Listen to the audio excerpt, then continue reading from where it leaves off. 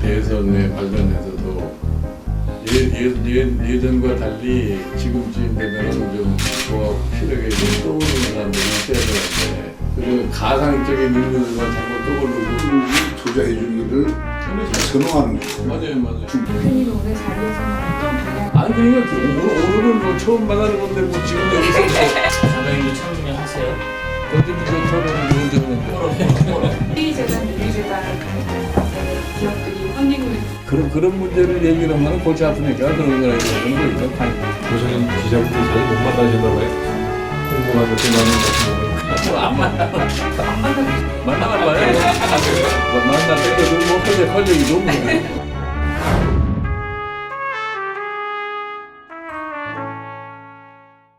대선을 1년 3개월 앞두고 여야를 넘어서 이해관계가 맞는 세력끼리 지금 합종 연행하려고 그런 분위기가 감지되고 있네요. 힘받는 제3지대론. 그리고 뭐 지금 뭐 김재수 장관 해임 건의안은 이제 오늘 밤에 뭐 이게 투표가 이뤄질 것이다. 뭐 이런 얘기가 나오고 있습니다. 오늘은 그 얘기는 하지 않겠습니다. 조혜진 전 새누리당 의원, 김광덕 민주한국일보 서울뉴스본부장 나오셨습니다. 어서 오십시오. 안녕하세요. 네. 지금 뭡니까 급한 게 지금 김종인, 윤여준이 회동했어요. 예. 이분 얼마 전에 감기 걸렸는데 이제 다 나으신 것 같아요. 오늘 회동에 나온 거 보니까 야 이거 어떻게 봅니까? 이분들 이렇게 만난 거는 정의화 의장까지 만났어요. 네, 정의화 의장까지. 그래서 어떻게 하냐면 지금 이번 대선은 네. 어느 때보다도 소위 제3지대, 중간지대의 위력이 크지 않는가 하는 게 주목되고 있잖아요. 네. 왜냐하면 현재 카리스마형의 그 큰 지도자가 현재 대세론을 형성하고 있는 사람이 현재 별로 없기 때문에 그런 것도 있고 또 안철수 전 대표가 이미 제3지대 가서 먼저 앉아 있지 않습니까? 그렇기 때문에 제3지대 변수가 있는데 그중에 제3지대의 한 갈래로서 오늘 만난 게 김종인 전 대표와 정의화 전 의장, 그다음 윤여준 전 환경부 장관 이렇게 만났는데 또 다른 갈래가 있지 않습니까? 거기에는 이제 안철수 전 대표라든가 그다음 손학규 전 대표. 근데 이런 게 있는데 일단 갈래가 많아가지고 이 제3지대도 하나로 똘똘 뭉치면 새누리당 더민주하고 3자 대결이 될 수 있는데 여기서부터 벌써 좀 주도권 다툼하는 양상이 좀 나타나고 있어서 과연 제3지대 하나로 모아질 수 있느냐? 이게 이제 관심인 것 같습니다. 제3지대가 또 이게 가능할 수 있느냐 근데 여기 오늘 출연한 사람들 제가 계속 했는데 이게 사실상 좀 불가능하다. 여러 가지로 자기 배지 던지고 나오겠느냐. 이런 얘기들도 많이 있어요. 현실적으로 불가능하다는 얘기. 일단 그 그림을 보니까 드는 느낌이 올드보이의 전성시대가 오고 있다. 아, 올드보이의 전성시대. 예, 요 화면에는 안 나오셨지만은 박지원 이제 원내대표도 지금 제3지대 그렇죠. 그걸 만들려고 하시는 분이죠. 예. 이재호 전 대표님도 최근에 이제 신당 창당 발기인 대회까지 했고 제3지대 당 만드셨죠. 연장선상에서 그 좀 전에 말씀드렸지만은 역대 제3 후보론이 성공한 예가 없었는데도 불구하고 늘 제3 후보의 공간이 있어 왔는데 이번이 가장 그 공간이 넓다. 그래서 가능성도 과거하고 비교해보면 상대적으로 이제 많아 보인다. 근데 이제 오늘 모임이 제가 볼 때 의미가 있는 거는 그동안에 산발적으로 개별적으로 제3지대 하자 했던 분들이 이제 드디어 만나기 시작했다는 거. 그 세력을 모아서 하나로 대통합을 해야 뭐가 그림이 되고 작품이 되고 결과가 나온다. 거기서 정권까지도 만들 수 있다라는 그런 논의가 이제 행동으로 이제 시작이 됐다는데 그 의미가 있고 여기에 이제 좀 이제부터 시작해서 이제 보폭을 넓혀갈 것 같습니다. 비공개 회동한 부분이 있죠. 지금 그러니까 공개적으로 했겠지만 이제 나중에 기자들 나가고 세 분이서 또 따로 얘기를 당연히 했을 거 아닙니까, 그죠? 거기서 어떤 얘기가 나왔는지, 야 이거 당을 하나 만들어야 되냐, 우리가 어떻게 해야 되냐, 아니면 무슨 그냥 하나의 협력체를 만들어야 되냐, 여러 가지 방법론에 대해서 얘기할 것 같아요. 여기에 그리고 누가 와야 되느냐, 뭐 이러면서, 그죠? 제가 볼 때 아무래도 지금 윤여준 지금 이사장입니까? 지금 현재 어디 경기도 거기 산하 거기 계시는데 그렇다면은 어떻게 보면 윤여준 씨가 왔다는 것은 내가 볼 때 남경필 지사도 무언가 제3지대론에 갈 수도 있다는 그런 생각도 좀 들었고요. 그죠? 그리고 김종인 전 대표가 저 자리에 왔다는 것은 탈당할 수 있다는 가능성도 그죠? 지금 예. 더민주에서 탈당할 수 있다는 가능성도 있다는 생각이 들고 정의용 의장도 지금 소속은 새누리당 맞죠? 아닙니다. 복당을 아직 안 하셨습니다. 아, 무소속이십니까? 그냥 예. 의장사태에서? 아, 그럼 저분도 얼마든지 제3지대로 갈 수 있는 상황이고요. 이거 굉장히 여러 가지 변수가 있는데 김종인 탈당에 대해서는 어떻게 생각하십니까? 먼저. 쉽진 않겠지만은 이분이 이제 비례대표지만 5선까지 하신 분이고 네. 국회의원 한 번 더 하는데 큰 욕심은 없으실 것 같고 네. 본인이 생각하는 양극단 세력, 당으로 보면 이제 더민주당의 이제 친문 세력, 또 이쪽에 친박 세력, 이쪽이 다시 집권하는 거는 어떻게든 막아야 된다. 네. 그리고 보다 더 합리적이고 중대적인 세력이 정권을 잡아서 나라의 틀을 완전히 새로 바꿔야 된다라는 데 대한 이 사명감은 굉장히 투철하신 것 같고, 그래서 제3지대를 만들어 가지고 그거를 실현하기 위한 자기 불쏘시개 역할을 아주 적극적으로 하시는데, 하다가 그게 가능성이 보이면 진짜 이게 다 똘똘 뭉친다. 이게 다 하나 다 모인다. 그래서 뭐가 그림이 될 것 같다. 그 상황에서 내가 여기에 당직을 버리고 뛰어들어야 된다고 생각이 들면 국회의원직도 버릴 수 있는 분이라고 생각이 들고, 또 일각에서는 하다가 안 되면 본인이 직접 나설 수도 있다는 이야기가 나오는데, 본인이 이런 대의를 내걸고서 후보로서 직접 출마할 수 있는 계기가 된다면, 네. 그리 된다면 또 의원직을 또 버릴 수도 있다고 생각이 듭니다. 네. 제가 김종인 대표에 대해서 저도 한마디 얘기하면은, 김종인 전 대표는 그러니까 지금 더민주에서 남아서 남게 되면 이제 문재인 전 대표가 대통령 후보 될 가능성이 높지 않습니까? 네. 문재인 전 대표를 도와야 되는 입장인데, 그거 좀 상당 이번 총선 과정 거치면 상당한 앙금이 사실 남았어요. 둘이 사이도 안 좋고. 예, 그래서 지금 현재는 지금 오늘도 보면 비패권지대의 만남이다 이렇게 오늘 한 거 보면 친박과 친문을 패권 세력이라 보고 그거 아닌 사람들이 모이자 이렇게 주장하고 있는 거 아닙니까? 오늘은 만나서 그렇죠. 친박과 친문을 욕하면서 그거 아닌 사람들이 나서서 잘 합리적 개혁세들이 해야 나라가 잘 됩니다 하는, 오늘은 우는 때를 정도의 만나는 자리였다고 봅니다. 근데 이제 그렇게 하는데, 오늘 김종인 전 대표의 말 한마디를 또 주목할 필요 있는데, 오늘 뭐라 그랬냐면 오늘 또 개헌을 위한 여러 모임들이 많았지 않았습니까? 네. 근데 이제 개헌을 주장하고 있는데 김종인 전 대표도 오늘 뭐라 하냐면 임기를 반으로 줄더라도 개헌을 하겠다는 대선 후보가 필요한 시점이다. 이렇게 그래서 이 말을 했는데, 임기 반으로 왜 줄여야 되냐 하면 국회의원이 지금 시작한 지 해서 내년 대선까지는 1년 반 하게 되잖아요. 네. 그럼 그 이후에 국회의원들이 2년 반 더 하게 되는데, 대통령도 이제 앞으로 개헌을 하게 되면 국회의원하고 대통령 임기를 맞춰야 되니까. 네. 근데 2년 반 하고 그만두겠다는 대통령은 별로 없을 거거든요. 네. 근데 이런 사람 필요하다 하는데, 이 말이 답이 그런 대선 후보가 누군지 아십니까? 누굽니까? 일단 본인은 2년 반만 하도 난 할 수 있다라고 하는 거를, 그렇기 때문에 이런 사람을 밀어줄 수 있고, 나도 2년 반만 할 생각이 있으니, 그래서 2년 반을 세우는 대통령을 중심으로 하는 제3지대를 만들어 보자. 이거 극비를 여기서 흘리면 됩니까, 이렇게? 딱 보면은 말에 딱 뉘앙스를 보면 아시잖아요. 그래서 김종인 지금 2년 반을 김종인 대표가 하겠다는 뜻이다, 그러니까 이런 얘기예요? 자기는 그렇게 할 수 있는 사람이니, 네. 2년 반 임기를 2년 반 한다는 건 2년 반을 버리고 2년 반만 할 수 있는 사람들끼리 모여서 네. 소위 말해 제3지대, 네. 소위 비패권지대에 모여서 한번 정치적 결사를 만들어 보자라고 하는 게 오늘 그 김종인 전 대표의 주장이 아닌가. 아닌가, 본인의 추측이죠. 추측이지만 나름대로 또 좀 아마 맞게 될 겁니다.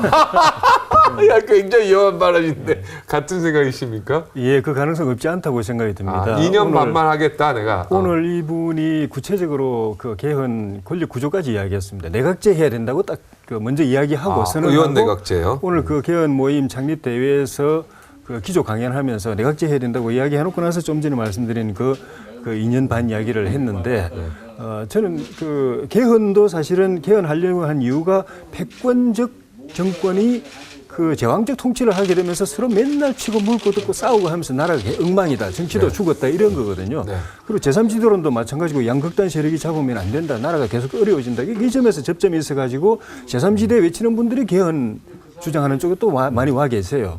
그래서 제가 볼 때는 이 김종인 대표님 뭐 속생각까지 들어가 보지는 않았지만은, 기본은 첫째는 중도 합리적인 제3세력 모아가지고 이게 정권을 잡을 수 있는 쪽으로 추진하고, 그게 싹이 보이면은 그 후보에게 개헌을 요구하고, 그러다가도 안 되면은 개헌은 사실은 국민이 동의하지만 않으면 안 되는데 국민들이 마뜩지 않아 하는 게 정치권 니들이 뭐 기득권들 더 확대하려고 개헌하려고 하는데 우리가 뭐 국민이 왜 들러리서냐 이러기 때문에 국민들에게 개헌의 공감을 불러일으키려면은 자기를 버리는 개헌 또 네. 그걸 주장하는 또 후보가 나와야 개헌이 불이 붙는다고 생각하니까 5년 중에 반 포기하겠습니다라는 메시지가 굉장히 중요하다.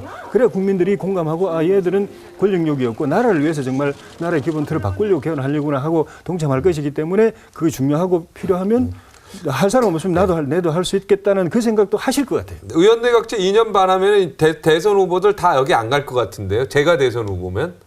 유력한 두 분 빼고는 또 모르죠. 유력한 후보 외에는 5년이 보장돼 있다고 스스로 생각하는 분들 말고는 손학규, 오세훈 후보, 유승민 후보 많이 있지 않습니까? 예. 그분들이 다 이쪽으로 가기는 쉽지 않을 것 같다는 생각이 드는데 예. 제가 제일 궁금한 게 지금 남경필 지사를 돕고 있다고 해야 되나? 하여튼 남경필 지사 경기도지사 일하고 있는 지금 누굽니까 갑자기 윤여준 윤여준 전 환경부 윤여준 장관. 우리 그 환경부 장관이에요.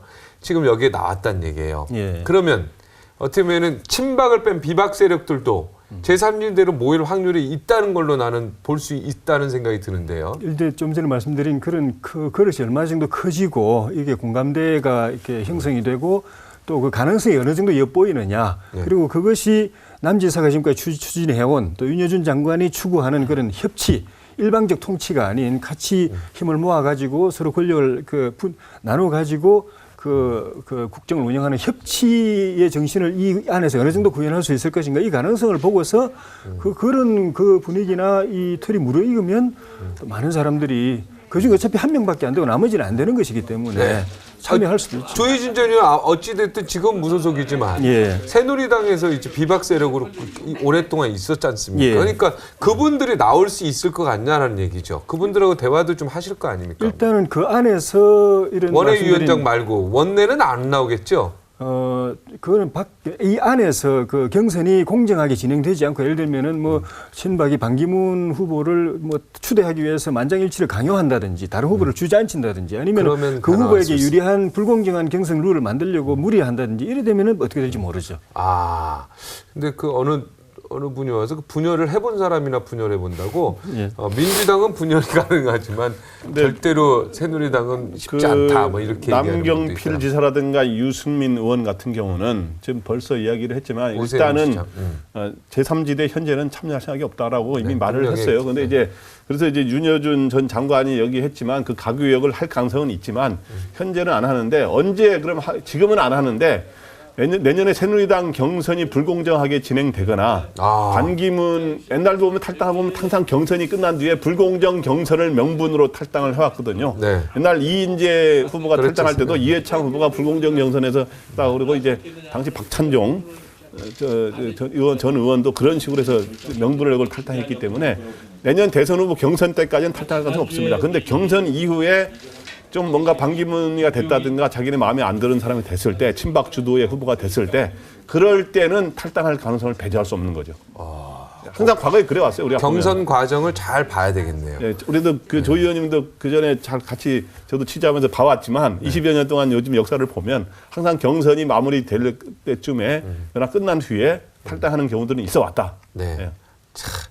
자, 이거 이제 그 다음 주제로 가겠습니다. 이 얘기는 여기까지 하고 이제 미르 재단, K스포츠 재단 얘기를 좀 할 수밖에 없는데 이거 굉장히 이제 복잡해지고 있어요. 야당도 공격하고 있지만 언론에서도 이제 추가 취재가 계속 나오면서요.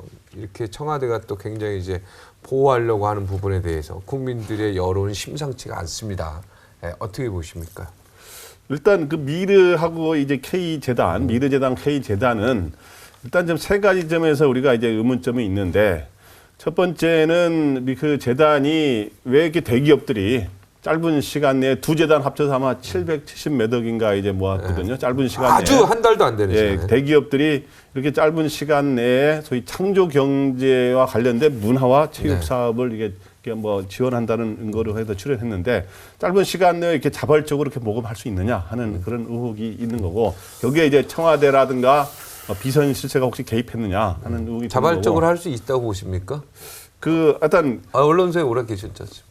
그렇게 그거가 때문에 뭐 자발적으로 할 가능성은 적은데, 네. 근데 그거는 있습니다. 그러니까 냉정하게 보면은 과거에 정경련이 항상 이 정권 때마다 약간 형태는 다른데 정권의 무슨 사업들을 지원을 하는 거를 만들어 왔거든요. 예를 들어서 이제 이명박 정부의 미소금융재단이라든가 네네. 직간접적으로 여러 재단들을 하는데, 요번에는 미소금융재단은 그래도 어떤 상당히 그런 금융을 서민들에게 지원해주는 이런 게 있는데, 요번에는 구체적이었죠, 미소금융. 네, 그러니까 그런 것들이 재벌들이 누가 먼저 말을 했으니 모르겠으나 그런 일들이 있어 왔어요. 네. 그런데 요번에는 미래하고 K재단이 뚜렷한 활동 실적이라든가 만들어진 지 얼마 안 됐지만, 네. 근데 거기에 면면들이 별로 이렇게 설득력 있는 사람들이 아니어서 네. 여러 가지 이제 의문이 더 제기되고 있는 이승철 거죠. 부회장은 오늘 기자회견에서 정경련은 총무 역할을 했고 청와대는 전혀 가지 않았다. 그다음에 그 안정범 수석한테는 우리가 다 한 다음에 나중에 보고를 한 거지 그 과정에서 보고해서 이분이 도와준 건 아니다. 뭐 이렇게 얘기를 했어요. 믿어도 됩니까? 그게 사실이면 사실 뭐 크게 걱정할 일은 없는데, 그리고 정경련이 기본적으로 대기업을 이제 대표해서 대기업의 기업 환경 또 경영 환경 개선하기 위해서 이제 집단적으로 일을 이제 대행해서 하는 거기 때문에 정경련이 모여가지고 어떤 뭐 기금을 모은다든지 재단을 설립한다든지 하에 참여해서 그것이 정부 정책에서 결과적으로는 기업의 애로사항을, 대기업의 애로사항을 해소하고 기업 활동하기 좋은 쪽으로 정책에 반영이 되면은 정경련 늘 그렇게 해왔었습니다. 네. 다만 이제 그렇게 한 그 재단이 좀 전에 말씀드린 것처럼 굉장히 그 설립 그 신청 서류도 부실하고 하루 만에. 뭐 허위도 있고 이런데 하루 만에 이례적으로 이제 되고, 그리고 짧은 기간 안에 또 요즘같이 어려운 시기에 이렇게 대기업들이 쫙 그냥 돈을 내고 하니까, 일사불란하게. 그리고 또 거기 이제 그 재단에 관여한 이사장이라든지 이런 분들이 이제 이 시중에 이름이 오르내리는 흔히 말하는 이제 비선실세라는 사람들을 하고 이제 관계가 있다 보니까 그게 연결이 돼 가지고 그 힘 때문에 이렇게 부실한 서류에도 불구하고 또 설립이 허가가 되고 또 하루 만에 되고 또 자금이 모이고 이렇게 된 건 아닌가 하는 의심을 갖게 되는 그거는 있는 것 같은데, 결국은 팩트가 중요하기 때문에 네. 팩트로서 그 의혹이 그냥 클리어가 되면 좋은 거고, 그렇지 않다면은 만약에라도 그런 의혹을 살 만한 팩트가 있다면 이건 빨리 정리를 하는 것이 정권 말기의 정권으로서는 굉장히 중요한 부분이라고 네. 생각합니다. 정리한다는 뜻은 이 재단을 빨리 없애라는 얘기입니까? 일단 그런 그 좀 권력과 관련된 그런 그 작용이 있었다고 한다면은 그건 그대로 정리를 해야 되고, 네. 그리고 이 재단 자체도 보면 드러난 것만 보면 좀 부실해요. 네. 이렇게 의혹이 나왔는데 이게 재단이 지금 제대로 운영이 되겠습니까? 직원들도 내가 볼 때 그 뭐 가시방석에 앉지 않았을까 이런 생각이 들고, 뭐 등기사들인가요? 그분들도 다 그만뒀다 그래요. 첫 번째 네. 명령이. 그러니까 내가 볼 때 제대로 갈 수는 없을 것 같다는 생각이 듭니다. 그러니까 이번에 대기업들이 이렇게 단실 내에 많이 모은 거, 거액을 모은 것도 문제지만, 네, 20초 남았습니다. 이 단체가 뚜렷하게 하는 활동 실적이 별로 없고 대통령을 순방 때 무슨 행사를 지원하는 그런 뭐 태권도 행사라든가 무슨 네. 음식 한류 행사, 근데 그런 거에 뚜렷한 게 없어가지고 왜 이런 게 생겼느냐, 그러기 때문에 더 또 면면이 그래서 권력 개입 의혹이 제기되는. 근데 이런 설이 사실 여부를 따라서 제기되는 자체가 모양이 굉장히 안 좋죠. 네, 이거 하여튼 뭐 이거 좀 깨끗하게 국민들 좀 시원하게 좀 이렇게 해줬으면 좋겠습니다. 정리를 깨끗이 좀 해줬습니다. 자, 여기서 일단은 인사드리겠습니다. 잠시 후 돌아옵니다.